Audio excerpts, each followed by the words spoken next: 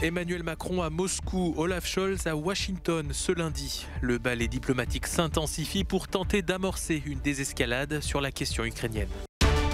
Le drame a ému le Maroc puis le monde entier. Le petit Ryan, tombé accidentellement dans un puits, a été inhumé ce lundi près de son village. 30 ans après sa signature, le traité de Maastricht demeure toujours un texte fondamental et d'actualité pour l'Union européenne, puisqu'il pose les fondements de la monnaie unique. Descente masculine, slalom géant féminin, le résumé des temps forts de cette troisième journée des Jeux Olympiques de Pékin. Emmanuel Macron rencontrait Vladimir Poutine ce lundi à Moscou pour relancer le dialogue dans le dossier ukrainien. Un entretien jugé important par le Kremlin, même si une percée décisive est peu probable, selon le porte-parole du président russe. Après Moscou, Emmanuel Macron doit se rendre à Kiev mardi pour rencontrer le président ukrainien Volodymyr Zelensky. Ce ballet diplomatique concerne aussi le chancelier allemand Olaf Scholz, qui est attendu à Washington ce lundi pour réaffirmer le soutien de Berlin dans le dossier ukrainien. Il se rendra par la suite à Moscou et Kiev les 14 et 15 février. On n'y va pas simplement pour prendre un café, il s'agit de vraie politique, dans ses aspects les plus durs et les plus importants. Et cela se déroule dans une situation de crise très forte. Et je pense qu'il faut toujours être clair sur ce que vous avez dit tout à l'heure, à juste titre. Il s'agit d'éviter une guerre en Europe. C'est un sujet sérieux. Et c'est cela que je dois aux citoyens de notre pays. J'en suis responsable pour la paix en Europe et vis-à-vis de nos alliés. Avant le déplacement du chancelier allemand à Washington, Berlin a annoncé ce lundi l'envoi de 350 soldats en Lituanie pour renforcer le flanc est de l'OTAN. Défendre la possibilité d'un dialogue avec Vladimir Poutine. Malgré les déconvenues, Emmanuel Macron n'a jamais dévié de cette stratégie face au maître du Kremlin. À peine élu en mai 2017, le président français avait reçu son homologue russe en grande pompe au château de Versailles. Une main tendue malgré l'ingérence russe dans la campagne électorale. Il n'avait toutefois pas mâché ses mots lors de la conférence de presse commune. Quand des organes de presse répandent des contre-vérités infamantes, ce ne sont plus des journalistes. Ce sont des organes d'influence. Russia Today et Sputnik ont été des organes d'influence durant cette campagne qui ont, à plusieurs reprises, produit des contre-vérités sur ma personne et ma campagne. Malgré les cyberattaques et les nombreux différends géopolitiques, Emmanuel Macron persiste dans sa volonté de dialogue. À l'été 2019, il reçoit Vladimir Poutine dans sa résidence d'été du sud de la France. Il plaide même pour un rapprochement entre l'Union européenne et la Russie, disant vouloir lever les malentendus de ces dernières décennies. C'est que nous avons à réinventer une architecture de sécurité et de confiance entre l'Union européenne et la Russie. Et la France y a un rôle, elle y jouera tout son rôle. Depuis, de nouvelles crises ont encore fait jour, de l'empoisonnement d'Alexeï Navalny à l'intervention de mercenaires russes en Afrique. Certes, le dialogue n'a jamais cessé, mais les avances faites au Kremlin n'ont permis aucun progrès. La crise ukrainienne ne devrait pas faire exception. Les funérailles du petit Ryan ont eu lieu ce lundi près de son village dans le nord du Maroc. Des centaines de personnes y ont assisté. La mort de ce garçonnet de 5 ans tombé au fond d'un puits a déclenché une vague d'émotions considérable dans tout le pays et même à l'étranger. Tous les Marocains ont suivi durant 5 jours les opérations pour tenter de le sauver. Nous sommes très tristes. J'ai 2 enfants et l'un d'eux a le même âge que Ryan. Je pouvais voir mon fils dans le visage de Ryan. Je remercie les autorités locales qui ont fait tout leur possible, ainsi que la protection civile et les ingénieurs qui ont tout tenté. Et c'est le destin. Le corps sans vie du jeune garçon a été extrait samedi soir. Il avait chuté accidentellement dans un puits asséché de 32 mètres de profondeur, étroit et difficile d'accès. C'est le cabinet royal lui-même qui a annoncé le décès de l'enfant. Sur les réseaux sociaux, les hommages et les messages de compassion ont afflué du monde entier. La guerre commerciale entre Minsk et Vilnius se poursuit. Le Bélarus s'interdit à partir de ce lundi le passage sur son territoire de produits pétroliers et chimiques en provenance de la Lituanie. Le régime de Loukachenko réagit ainsi à la décision des autorités lituaniennes d'arrêter le transit d'engrais à base de potasse en provenance du Bélarus. Selon le ministère bélarusse des Affaires étrangères, les produits visés par l'interdiction représentent 1,6 million de tonnes par an et valent plus d'1 milliard de dollars.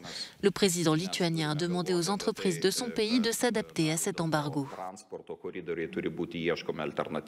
On pouvait s'attendre à ces mesures et il ne fait aucun doute que nous devons réfléchir pour rechercher de nouvelles voies de transport alternatives. Par exemple, l'entreprise Orlen Lietuva va exporter ses marchandises vers l'Ukraine en passant par la Pologne.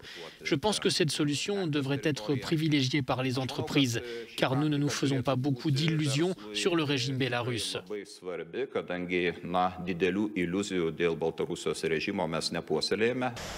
La décision lituanienne d'arrêter le transit d'engrais bélarusses porte un nouveau coup dur à l'économie de Minsk, fragilisée par les sanctions européennes. L'une des plus grandes entreprises d'engrais au monde, Belaruskali, utilisait le port lituanien de Klaipėda pour acheminer près de 90% de ses exportations de potasse.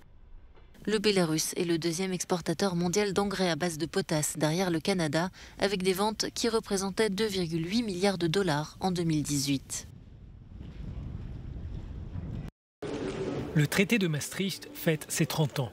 Le 7 février 1993, les 12 États membres de la Communauté européenne signent le texte qui donnera naissance à l'Union européenne et qui parachèvera l'intégration économique avec la création de la monnaie unique.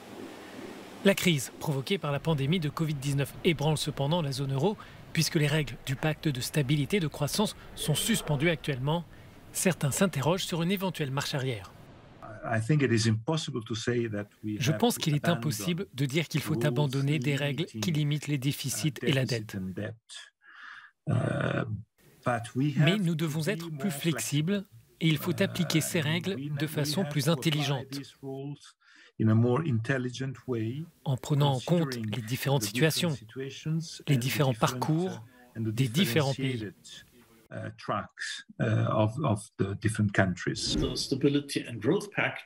Le pacte de stabilité et de croissance est un mélange de règles qui sont inintelligibles pour 99,99% de la population. Quelles sont les alternatives ? Je pense que le plan de relance de l'Union européenne offre une voie à suivre dans la mesure où les pays doivent mener des politiques fiscales, surtout d'autres politiques économiques responsables, favorables à la croissance, qui mènent à un verdissement et à la numérisation de nos économies. Et en échange, ils doivent recevoir quelque chose en retour.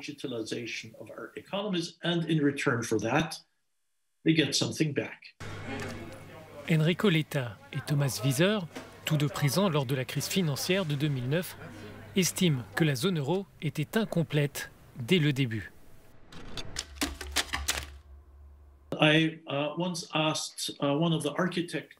Un jour, j'ai demandé à l'un des architectes du traité de Maastricht « Pourquoi n'avez-vous pas inclus des éléments comme l'union bancaire, l'union fiscale, etc. » Il m'a regardé et il a dit « Jeune homme, j'étais plus jeune, jeune homme, nous avions tout cela dans nos premiers projets, mais les politiciens les ont retirés. Donc, nous avons dû vivre avec une union monétaire incomplète parce que les politiciens n'étaient pas prêts à voir les deux côtés de l'accord. »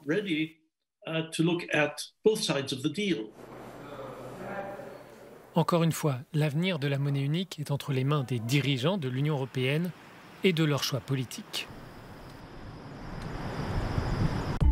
Troisième journée des Jeux Olympiques de Pékin. Le Suisse Beat Feuz remporte la descente masculine. Habitué des podiums en Coupe du Monde, il s'impose à 35 ans devant un autre quasi-vétéran du circuit, le Français Johan Claret, 41 ans. Chez les femmes, en slalom géant, la Suédoise Sara Hector remporte logiquement la médaille d'or. Depuis le début de la saison, la skieuse domine largement sa discipline. Tessa Worley, porte-drapeau de la délégation française, a été éliminée suite à une chute. En biathlon, l'Allemande Denise Herrmann finit première du 15 km. Elle termine 9 secondes devant l'autre médaille d'argent française du jour, Anaïs Chevalier-Boucher. Enfin, en patinage artistique, c'est peut-être le début d'une moisson de victoires pour la très jeune Russe Kamila Valieva. Elle s'impose avec ses camarades en équipe sous les couleurs du comité olympique russe, avant les épreuves individuelles dans une dizaine de jours. Au tableau des médailles, la Suède fait actuellement la course en tête avec 3 récompenses en or, suivi de l'équipe russe sous drapeau neutre avec 7 au total. Les Pays-Bas sont 3e, la Chine 4e, devant l'Allemagne et la Norvège.